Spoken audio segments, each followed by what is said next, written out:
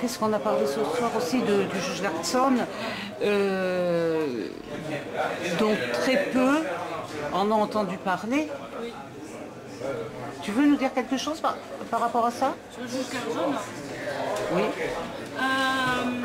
Oui, moi le juge Garzón, c'est une histoire vraiment que j'ai appris avec beaucoup de stupéfaction. En fait, c'est suite à un contact en Belgique d'une dame qui milite beaucoup comment dire, pour la justice sur les crimes de Franco. Et donc j'ai découvert l'histoire du juge Garzón. Oui. Et vraiment, enfin, il y a plusieurs choses qui, enfin, je trouve que dans cette question-là, il y a plusieurs choses qui arrivent. D'abord, je m'étonne du silence en France.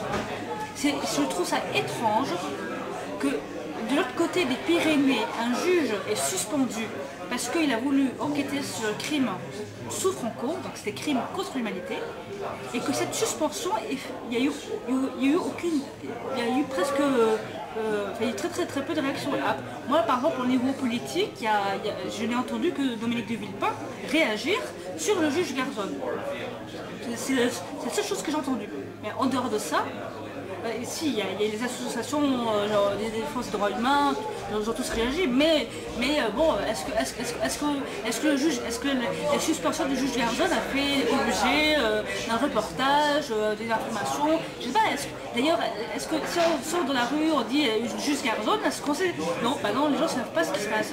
Et pourtant bah, on peut souvent me dire, mais tu comprends, mais cette histoire, on ne peut pas être au courant de tout, mais cette histoire du juge Garzón, comment dire, c'est pas seulement une affaire espagnole, là c'est une affaire européenne. Oui. C'est la crédibilité de l'Europe. Parce que le juge Garzón, c'est aussi un symbole de l'Europe, c'est le symbole d'une Europe qui refuse la justice, et si demain le juge Garzón ne peut plus travailler, alors comment est-ce que l'Europe, demain dans le monde, pourra aller faire des leçons sur des crimes contre l'humanité, alors qu'en Europe même, un juge ne peut pas travailler sur les crimes contre l'humanité. Donc, l'histoire du juge Garzón, c'est une affaire de justice, de droit, mais aussi de crédibilité de l'Europe. Alors déjà, actuellement au niveau économique, c'est un peu chaotique, mais je trouve ça étrange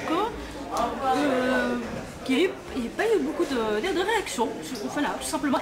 Et alors que d'habitude, moi, mes histoires se passent à 1000 km, voilà, là, l'histoire se passe de l'autre côté des Pyrénées. En fait, c'est un pays voisin. Oui, voilà. voilà.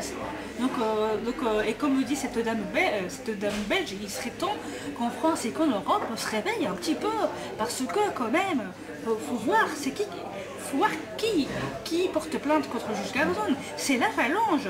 Ce sont des personnes qui manifestent à Madrid et en Espagne en faisant des signes fascistes, des signes hitlériens. Voilà.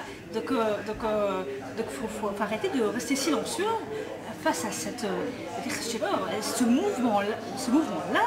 Et si on fait rien, voilà, c'est aussi une question, pour moi, c'est l'extrême droite. Voilà, l'extrême droite, quand même, il faudrait quand même qu'en Europe, on puisse avoir quelques mémoires pour se rappeler ce que c'est que l'extrême droite quand c'est au pouvoir. Bon, d'accord, aujourd'hui, l'extrême droite n'est pas au pouvoir, mais on voit quand même que ça grignote du terrain. Pour conclure, quels seraient les thèmes qui te plairaient de débattre? Il y a le juge Garzón, la peine de mort aux États-Unis, et le racisme, les discriminations et l'exclusion.